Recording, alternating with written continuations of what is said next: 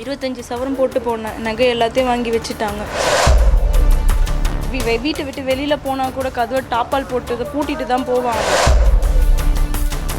இங்கே கீழே உட்காந்து அப்படியே குத்துறாங்க.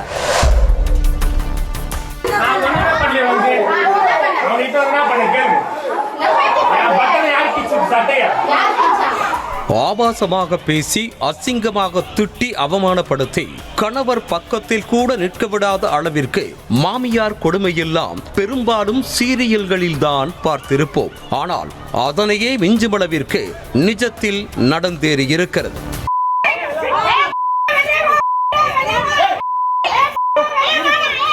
சென்னை ஓட்டேரியைச் சேர்ந்த பெண்ணுக்கும் அதே பகுதியைச் சேர்ந்த சூர்யா என்பவருக்கும் கடந்த 4 ஆண்டுகளுக்கு முன்பாக திருமணம் நடைபெற்றுள்ளது. மகளுக்கு 25 சவரன், மாப்பிள்ளைக்கு 5 சவரன் என மொத்தம் 30 சவரன் நகைகளை போட்டு 3 லட்சம் ரூபாய் மதிப்புடைய சீர்வரிசை பொருட்களை கொடுத்து பெற்றோர் திருமணத்தை நடத்தி வைத்திருக்கின்றனர்.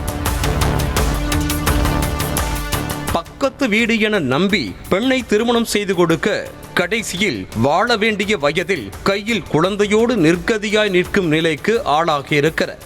ஆசை 60 நாள், மோகம் 30 நாள் என்பதைப் போல திருமணமான ஆரம்பத்தில் வாழ்க்கை சுமூகமாக சென்றிருக்கிறது. ஆனால் சில நாட்களிலேயே கணவர் குடும்பத்தின் மொத்த சுயரூபமும் வெளிப்பட்டதாக பாதிக்கப்பட்ட பெண் கூறுவது பகீர் கிளப்புகிறது. எப்போ பார்த்தாலும் இங்கே போகாத, அங்கே போகாத, நகையெல்லாம் கூட வாங்கி வச்சுட்டாங்க. 25 சவரம் போட்டு போனேன். நகை எல்லாத்தையும் வாங்கி வச்சுட்டாங்க. ஒரு நகை கூட இல்லை. தாலி கூட கவரிங் தாலி தாங்க, அதில் போட்டு இது பண்ணி போட்டுருக்குறாங்க, கோத்து போட்டுருக்குறாங்க. என்னால் அந்த கொடுமையெல்லாம் தாங்க முடியல. புருஷங்கிட்ட பேசக்கூட ரொம்ப கிட்ட கூட நின்று பேசக்கூடாது அப்படிலாம் சொல்லி இது பண்ணுவாங்க. எவ்வளோதான் எங்கள் மாமியார் பெற்ற தாய் வீட்டுக்கு செல்லக்கூடாது, செல்போனில் பேசக்கூடாது என்பதில் தொடங்கி மாமியாரின் டார்ச்சர் தினம் தினம் சித்திரவதையாக மாறியதாக கூறப்படுகிறது. மாமியார் மட்டும் அல்லாமல் நாத்தனாரின் கணவர் என மொத்த குடும்பமும் எதிராக திரும்பி வரதட்சணை கொடுமைக்கு ஆளாக்கியதாக சொல்லப்படுகிறது. பெற்றோர் போட்டு அனுப்பிய நகைகளை பறித்து கொண்டு தாலி செயினை கவரிங்கில் போட்டுவிட்ட மாமியார் குடும்பம் கையில் குழந்தையோடு இருந்த பெண்ணை எல்லை மீறி டார்ச்சர் செய்திருக்கிறது. வீட்டை விட்டு வெளியில் போனால் கூட கதவை டாப்பால் போட்டு பூட்டிட்டு தான் போவாங்க.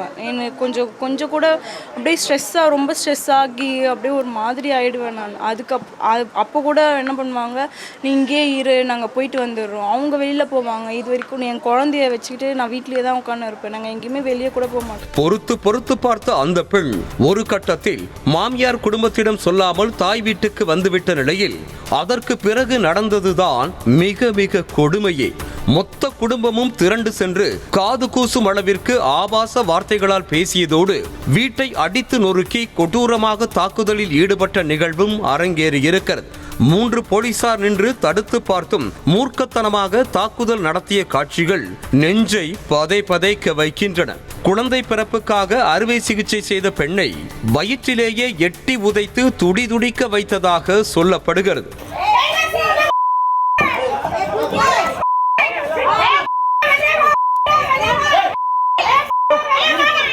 கழுத்தை நெரிச்சு பாப்பாவை தூக்கிட்டு போகிறாங்க. கழுத்தை நெரிச்சு அப்படியே தள்ளி விட்டு எனக்கு தொண்டையெல்லாம் நேற்று இப்போ தான் கொஞ்சம் பரவாயில்லையா இருக்குது. தொண்டெல்லாம் அப்படியே கட்டிட்டு இங்கே கீழே உட்காந்து அப்படியே குத்துறாங்க. வயிற்றில் எதிர்த்து வச்சு பலார்னு அடிச்சு எனக்கு எதுவுமே தெரியல, கான்ஷியஸே இல்லை. பணம் தாங்க்கா. திருமணமாகி 4 ஆண்டுகள் ஆன நிலையில் கணவர் குடும்பத்தின் தொந்தரவுகளை வெளியில் சொல்லாமல் இருந்து வந்த அந்த பெண் வீட்டை சூறையாடி அசிங்கப்படுத்தியதை அடுத்து போலீசில் புகார் அளித்திருக்கிறார். வீட்டுக்குள் பூட்டி வைப்பது, அடிப்பது, ஆபாசமாக பேசுவது என தாலி கட்டிய கணவர் வீட்டிலேயே அடிமை போல நரக வேதனையை அனுபவித்து வந்ததாக கண்ணீருடன் பாதிக்கப்பட்ட அந்த பெண் கூறியது வேதனையை தான் ஏற்படுத்துகிறது. பாதிக்கப்பட்ட அந்த பெண் அளித்த புகாரின் அடிப்படையில் கணவர் குடும்பத்தை காவல் நிலையத்திற்கு அழைத்து விசாரணை நடைபெற்று வருகிறது.